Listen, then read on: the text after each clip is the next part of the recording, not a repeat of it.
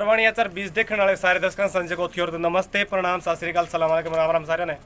तो जैसा कि पता है आपने भी हरियाणा के अंदर दिन प्रतिदिन आए दिन मर्डर पे मर्डर होता जा रहा है और सरकार भी इनको कहीं ना कहीं मतलब ऐसा लग रहा है अभी पनाह देने का काम कर रही है। जैसे कि पिछले कुछ दिनों से पूरे हरियाणा के अंदर सनसनी मची हुई है। गांव बुडाना के अंदर भी जैसे 2 मर्डर हुए और जैसे ही कल की ताज़ा अपडेट अगर आपको दें तो अमीरपुर में भी एक मतलब कैंची के द्वारा मार के मतलब हत्या कर दी गई। और ठीक इसी तरह का मामला नरवाणा हल्के के गांव दरौदी के अंदर भी हुआ है, जो कि आपस के अंदर इतनी रंजिश बढ़ गई है अभी मर्डर से सिवाय और कोई दूसरा काम नहीं। भाई पहले मतलब जैसे जमाने में होया करता भाई हाथ तोड़ दिए पैर तोड़ दिए औका पानी बंद कर दिया, इस तरह के मतलब लड़ाई झगड़े हुआ करते। लेकिन आज सीधा सीधा टारगेट बनाया जा रहा है, अभी करना है तो सीधा इसका मर्डर करना है और इससे नीचे कोई बात ही नहीं होती।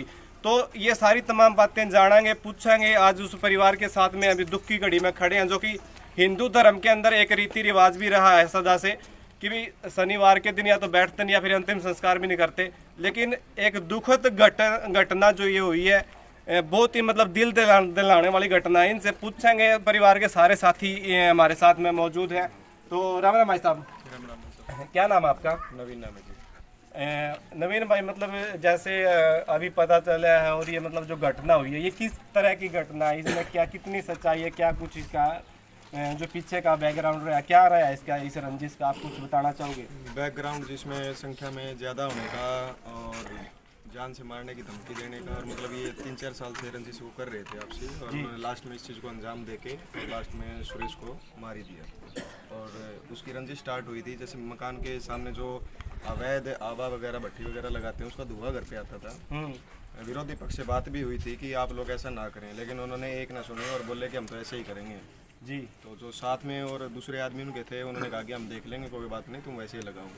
तो जो सुरेश था उसने कानूनी कार्रवाई के थ्रू उस चीज़ को रोका। तो उन्होंने देख लिया कि हाँ ये बंदा कानूनी कार्रवाई कर रहा है, हम तो कानून से भी ऊपर हैं और हम तो बहुत ज़्यादा हम तो देख लेंगे। उन्होंने सिफारिश लगाई, जो गांव का सरपंच है उनके साथ में अटैच है, गांव का सरपंच भी मिला हुआ है, गांव के सरपंच से भी बातें हुई हैं।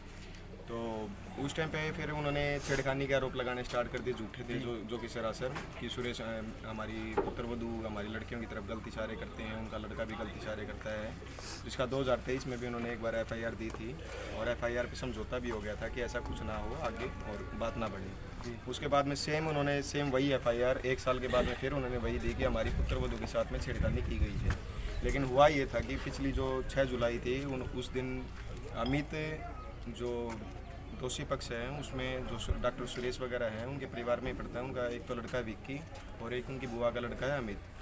वो दोनों सुरेश की गाड़ी का घेराव करते हैं और मारपीट के इरादे से पीटने के लिए घेराव करते हैं। तो सुरेश वहाँ से अपना बीच बचाव करके आ जाता है घर पे।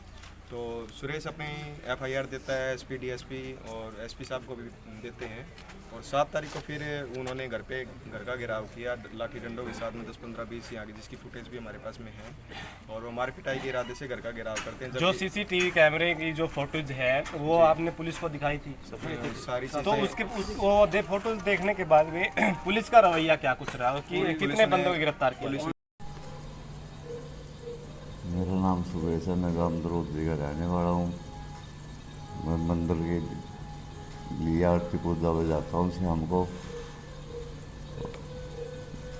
मेरे साथ पुरानी रंजिश है, पुरानी रंजिश के कारण मैं अब गांव में से अपना मंदिर की तरफ जा रहा था। उनकी बारना आगे अपना 20-25 जने ने मेरे साथ लाठी डंडों के साथ मारपीट की।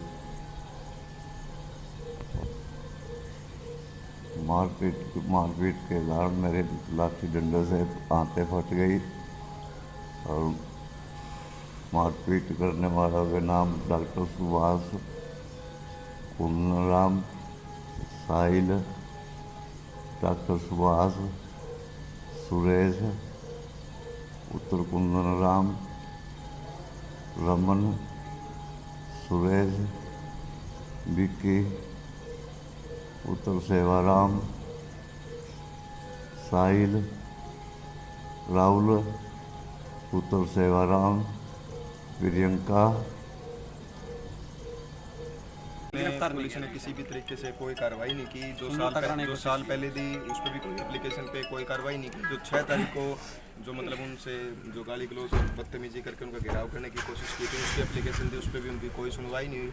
और 7 तारीख को जो उन्होंने एप्लीकेशन दी कि मेरे घर का घेराव हो गया, हमें जान से मारने के लिए आया, मैं सिक्योरिटी दो या फिर इनके ऊपर कार्रवाई करूँ, उसके ऊपर भी पुलिस ने कुछ भी कार्रवाई नहीं की। इसके बाद में 2 दिन बाद में उन्होंने अपने पुत्रवधू के साथ छेड़खानी के आरोप में सदर नरवाना थाना में जाके कहा कि हमारी पुत्रवधू के साथ में छेड़खानी की है सुरेश ने और उसके लड़के रवि। मतलब वो बार बार पुत्र वधू को छेड़ने के आरोप लगाए जा रहे हैं जी, ताकि झूठे केस में फंसाया जा सके और वो केस को उठाया जा सके पिछले बार। और इस एवज में उन्होंने बार बार में ये चीज़ें की, लेकिन उनमें कोई भी सच्चाई नहीं थी। तो थाने में बैठे तो वहाँ पे बोले कि समझौता कर लो, तो वहाँ पे बात चली कि साल पहले भी समझौता हो चुका है, लेकिन हमने ऐसा कुछ किया तो नहीं है, हम बार बार में किस चीज़ का समझौता करें। जी।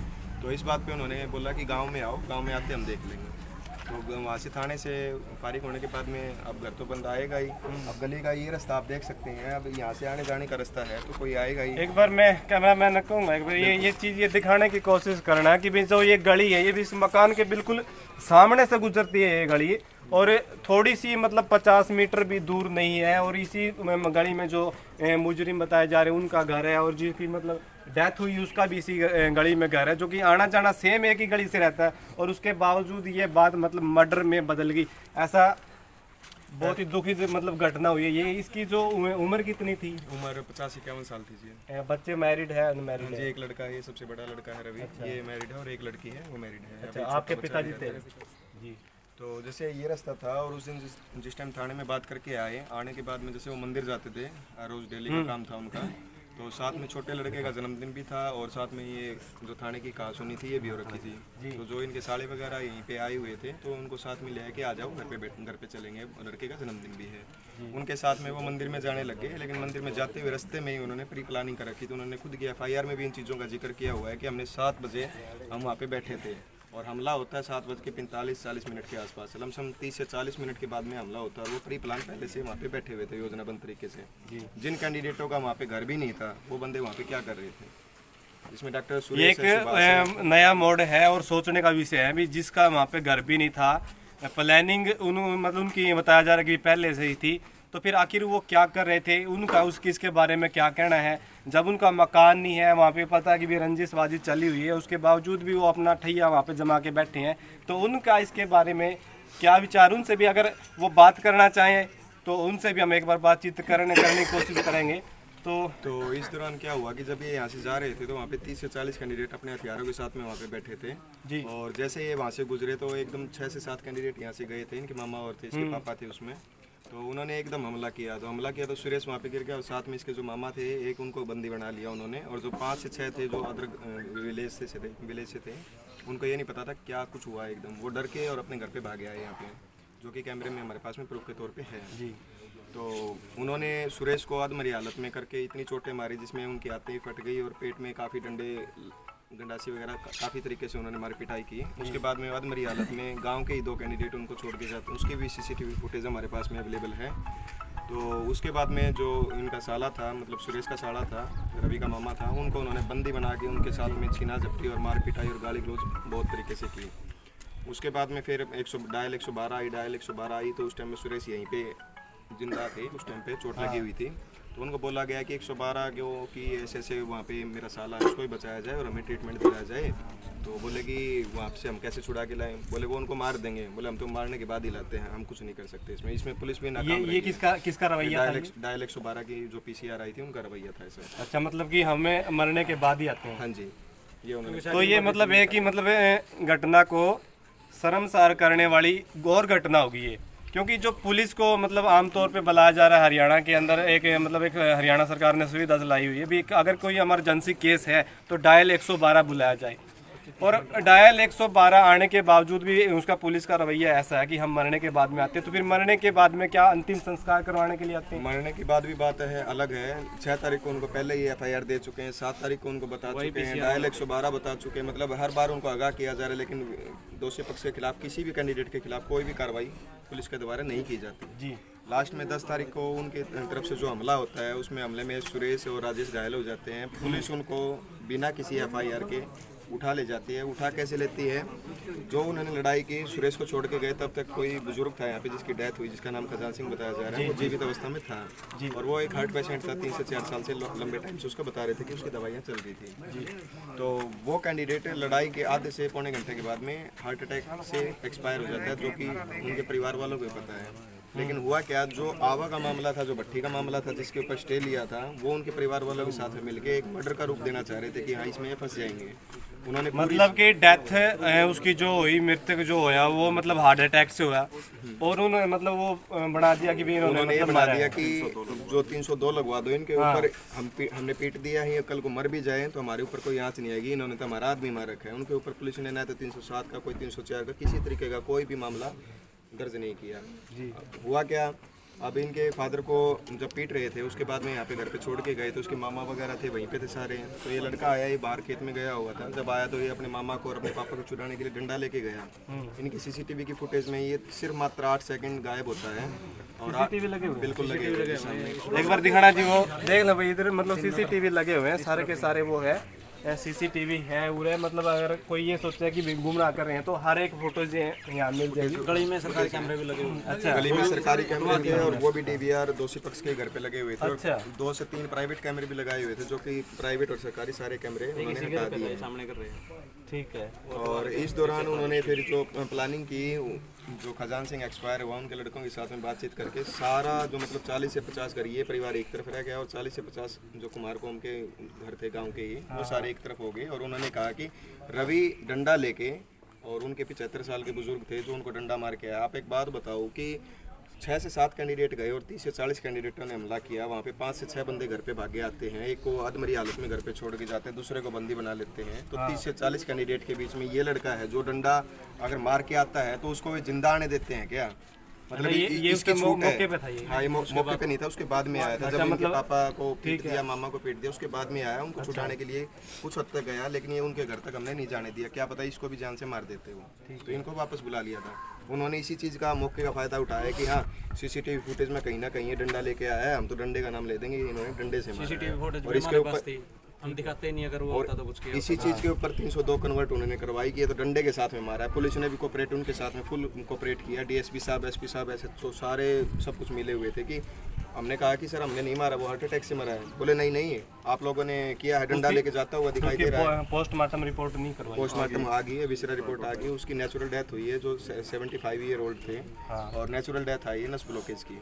अच्छा, तो उसके बारे में आप प्रशासन क्या कह रहे हैं? अब प्रशासन कह रहा है कि गलती होगी हमसे और विसरा रिपोर्ट हमने देख ली है, नेचुरल डेथ है।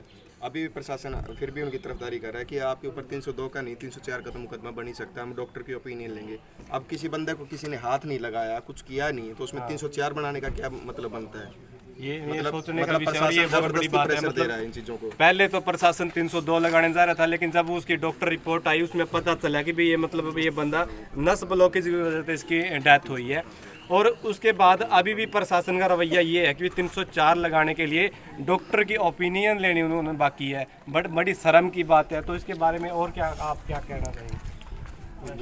वो इतना प्रेशर दे रहे हैं कि इनके ऊपर कार्रवाई करने के लिए, मतलब एक तरफी वकील लड़ता है अगर कोई दोषी होता है, तो पुलिस उनके लिए मतलब लड़ रही है। पुलिस हर एक चीज़ का जवाब दे रही है और उनको मतलब इतने वीआईपी ट्रीटमेंट के तरीके से ट्रीट कर रही है कि जैसे उन्होंने कुछ किया ही नहीं और दोषी सिर्फ यही है। यही यहाँ से जाते हैं, निहत्थे जाते हैं, उनके घर गली के रास्ते में से जा रहे हैं और गली के रास्ते में पीटते हैं, घर पे छोड़ के जाते हैं। ये अगर डंडा लेके कुछ हद तक जाता है, वो भी हमारे पास कैमरे में मौजूद है। लेकिन उन्होंने सब चीज़ों को एक तरफ रखते हुए सिर्फ और सिर्फ डंडे को मौजूद बना लिया कि डंडा लेके गया है, डंडे की वजह से वो एक्सपायर हुआ है, जबकि ऐसा कुछ भी नहीं था। और हमारे को सरकारी में ट्रीटमेंट नहीं दिया, प्राइवेट में हो गया। और गवर्नमेंट में ट्रीटमेंट को दिया कोई भी?